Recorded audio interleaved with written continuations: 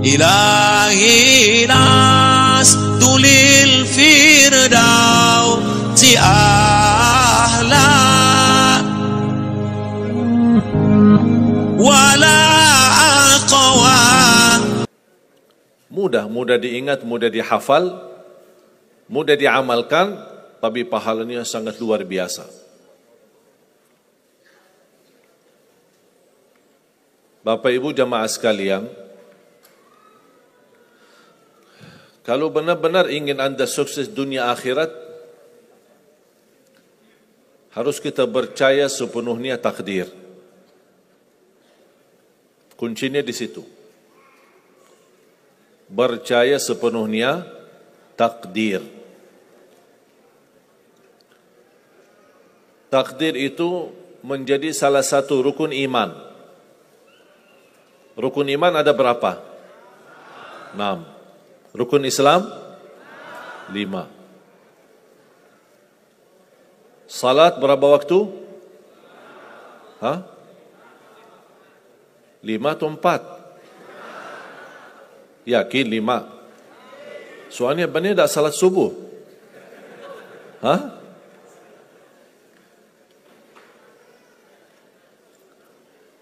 Takdir itu menjadi salah satu rukun iman. Tapi banyak di antara kita yang belum percaya sepenuhnya soal takdir. Dan kita sifat manusia, mohon maaf, suka tidak adil. Contoh, kalau Allah berikan karunia, nikmat, pertama kita lupa bersyukur. Yang kedua, kita tidak pernah berkata sama Allah, ya Allah kenapa aku dapat nikmat ini? Tapi sebaliknya, kalau kita diuji oleh Allah, kita kurang sabar, dan kita bertanya sama Allah, ya Allah kenapa saya diuji? Faham enggak? Kalau kita dapat nikmat, ada enggak orang-orang yang lulus misal ujian, dia berkata, ya Allah kenapa saya lulus ujian? Tak pernah. Tapi kalau dia tidak lulus, dia bilang apa? Ya Allah kenapa saya tidak lulus? Ketika ditimpa musibah, dia selalu merasa nyesal atau merasa sakit hati, tersinggung. Berkata sama Allah, kenapa saya diuji? Padahal saya orang baik. Saya jaga salat, saya berusaha mendekat sama Allah. Tapi saya merasa bertambah berat ujiannya. Tapi sebaliknya, ketika diberikan nikmat, dia tidak pernah menyebutkan, ya Allah kenapa saya mendapatkan nikmat ini? Kayaknya si fulan lebih fantas mendapatkan nikmat. Itu tanda manusia tidak adil. Tidak bersikap adil. Makanya subhanallah, semakin Anda mantap imannya terhadap takdir, semakin hidupmu jadi nikmat. Saya kasih contoh.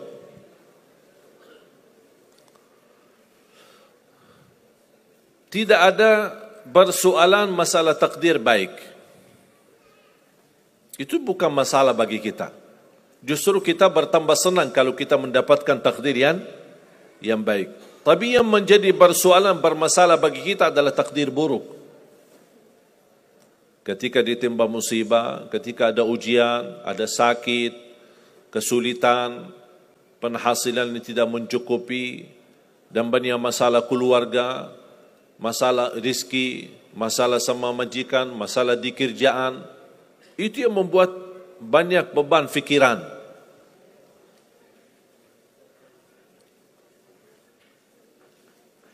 Tapi kita harus tahu, sebenarnya walaupun takdir itu ada baik, ada buruk, kenyataannya buruk, nampaknya buruk, tapi hakikatnya baik. Hakikatnya baik. Tapi kapan kita bisa tahu takdir yang buruk ini bisa menjadi baik bagi kita? Belum tentu sesaat terjadi ujian itu.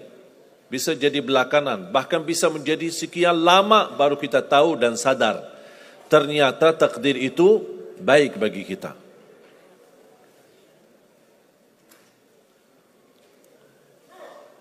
Saya kasih contoh melalui cerita. Saya buatkan satu cerita ingin memberikan pesan kepada orang muslim, orang beriman, betapa besar karunia Allah dan pertolongan Allah melalui takdir. Ada seorang berdoa,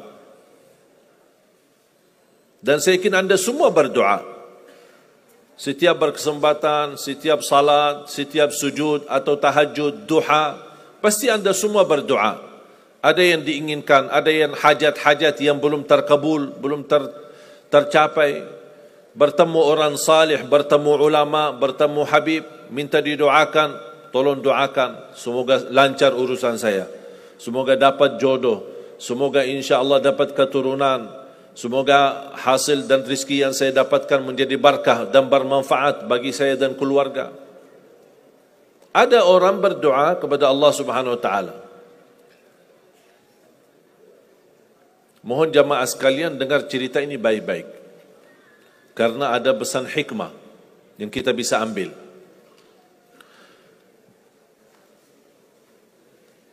Orang ini berdoa tapi tidak melebihi selain doa meminta jodoh yang salihah, yang cantik, yang kaya.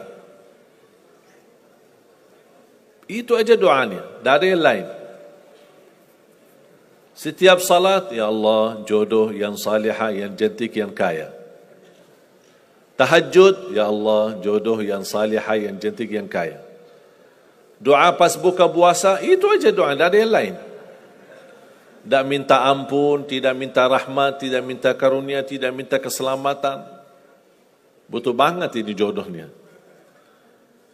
Dapat rezeki sedikit, dapat kemudahan berangkat haji. Selama dia berhaji, selama dia tawaf 7 kali, itu aja doanya. Ya Allah, jodoh yang salihah, yang cantik, yang kaya. Safa Marwah sa'i, ya Allah, jodoh yang salihah, yang cantik, yang kaya. Tidak ada yang lain. Ketika satu malam dia sudah di tengah air, berjalan malam hari santai-santai di kampung sambil membayangkan jodohnya, menghayal bagaimana cantiknya. Pas di dalam perjalanan dikejar anjing. Dia lari. Dan justru anjing semakin lari semakin dikejar. Makanya kalau ketemu anjing jangan lari. Akhirnya anjing berhasil gigit kakinya, berdarah. Datang mobil ambulan dibawa ke rumah sakit. Di dalam mobil ambulan dia merasa menghadapi ujian, dan dia berkata, ya Allah, selama ini saya berdoa minta jodoh yang salihah, yang cantik, yang kaya, masa dikirimkan anjing? Dia belum tahu ada apa. Dan ini yang sering kita lakukan, terlalu cepat respon dan berkata yang tidak baik ketika kita diuji oleh Allah. Sedangkan kita belum tahu apa yang akan terjadi sesudah itu. Ambulan dibawa ke rumah sakit, dan subhanallah dirawat di rumah sakit seorang dokter yang cantik, yang salihah, yang kaya, jadi jodohnya. Ada hikmah enggak digigit anjing? Buruk enggak kejadian itu? Buruk, digigit anjing pasti buruk. Tapi ternyata di dalam keburukan Allah menyediakan sesuatu kebahagiaan, sesuatu kebaikan, tapi kita belum tahu. Ternyata Allah sudah kabulkan doanya. Allah sudah kabul. Cuman kadang-kadang proses menabulkan doa itu ada di antara doa kita yang memang prosesnya lewat takdir buruk. Allah sudah kabul. Kata Allah, aku sudah kasih. Tapi tunggu. Seperti ini orang. Doanya terus. Ya Allah, jodoh yang salih, yang cantik, yang kaya. Jodoh yang salih, yang cantik, yang kaya. Allah sudah kabulkan doanya, tapi jodohnya ada di rumah sakit. Berarti harus sakit dulu. Gimana cara sakit dulu? Allah punya bermacam cara, berbagai macam cara. Bisa sakit, tiba-tiba sakit, bisa apa saja alasannya. Di antaranya, tentara Allah yang ada di bumi. Semua yang bernyawa makhluk Allah. Batu dan taat kepada Allah Subhanahu wa ta'ala. Di antaranya anjing. Allah perintahkan gigit si fulan biar ketemu jodohnya di rumah sakit. Jalanin tugas. Memang kita menyesal ketika terjadi kecelakaan. Tapi kita tidak tahu apa hikmah di belakang kecelakaan itu. Dan sering saya bilang sama jemaah, mudah-mudahan Allah kabulkan semua hajat-hajatmu. Walaupun digigit, mau enggak digigit anjing dulu?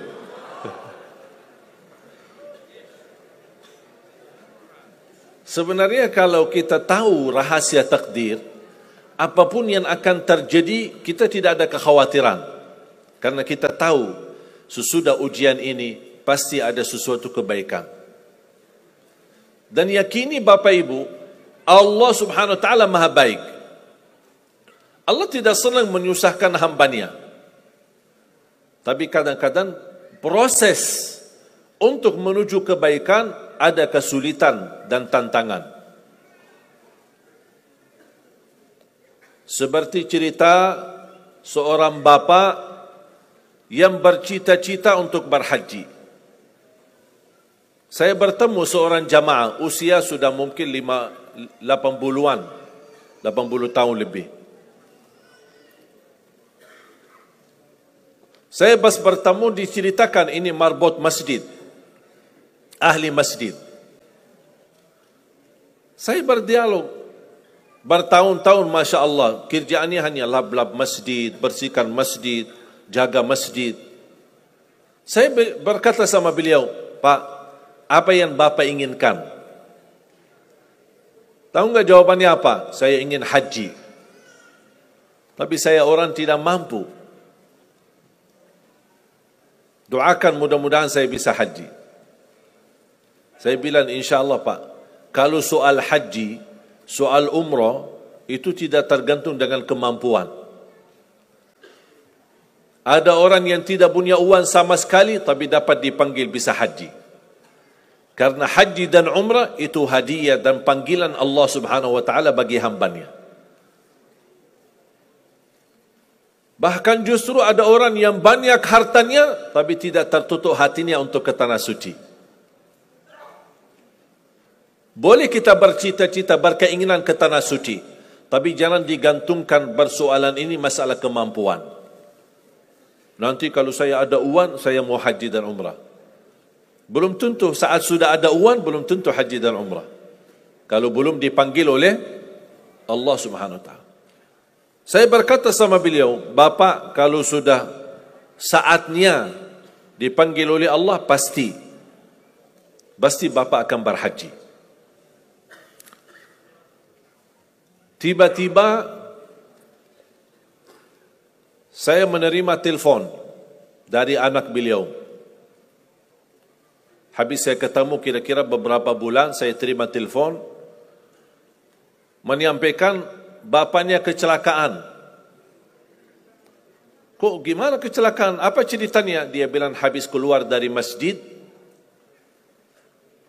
pulang malam hari, nampaknya ada mobil, pas ayahnya lagi seberang jalan, ada mobil tidak memperhatikan, kemudian tabrak.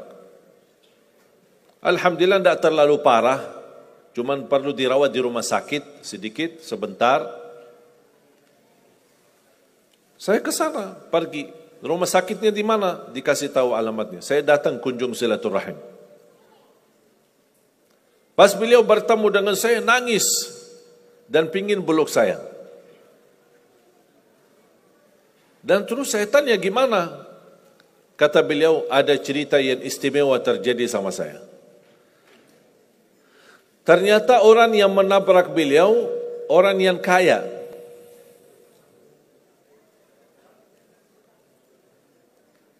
Habis itu, orang yang kaya minta maaf sama si bapak ini. Mohon maaf Pak Haji, mohon maaf Pak Haji. Beliau tambah nangis. Orang kaya bingung, ya kenapa sih setiap mohon maaf malah nangis dia. Ditanya kenapa Pak nangis, sakit? Enggak, karena bapak dari tadi bilang Pak Haji, sedangkan saya belum haji. Tertutup hati orang yang kaya, yang dia sediakan biaya haji dan bisa berangkat. Dan kata beliau, betul apa yang disampaikan ketika pertama kali bertemu. Kalau sudah saatnya dipanggil oleh Allah, pasti bisa ke tanah suci. Walaupun ditabrak mobil. Berarti intinya apa? Apa yang saya ingin sampaikan, jangan ada yang merasa menolong atau merasa sakit hati atau merasa tersinggung ketika menghadapi ujian. Merasa belum terkabul keinginannya, Allah sudah kabulkan. InsyaAllah tidak ada di antara kita yang ditolak doanya. Cuman kita mohon maaf kadang-kadang buru-buru, ingin selalu semuanya cepat. Kadang-kadang kalau terlalu cepat apa yang kita inginkan kita dapat, itu bahaya juga. Dan Allah ingatkan, kalau manusia, Allah tidak sulit menjadikan manusia semuanya kaya. Kalau sekarang saya bertanya, mau enggak semuanya jadi orang kaya? Pasti mau, siapa yang tidak mau? Coba bayangkan, kira-kira sulitlah bagi Allah menjadikan semua manusia di bumi kaya raya? Sulit tidak? Tapi pertanyaan saya, kira-kira berjalan hidup kita enggak kalau kita semuanya kaya? Bisa berjalan lancar? Masa enggak? Semuanya kaya raya. Gimana kehidupan kita sehari-hari? Berjalan lancar tidak? Kenapa tidak? Saking banyak kekayaannya. Kalau semuanya kaya, memang sulit menjalani kehidupan. Contoh, cari supir. Siapa yang mau supirin kita? Sama-sama kaya. Datang minta tolong sama teman. Boleh enggak ini cariin supir? Aku aja lagi cari supir, dah dapat. Mau punya perusahaan sendiri, butuh tenaga kerja kan? Semuanya orang kaya. Buat apa kalau mereka semua kaya, masing-masing punya pabrik, tapi tidak ada yang bekerja? Sulit enggak jalan hidup? Sulit. Sama sebaliknya, kalau semuanya di bumi miskin, susah. Kira-kira gimana hidup kita? Ya susah juga. Tidak bisa lancar hidup di dunia.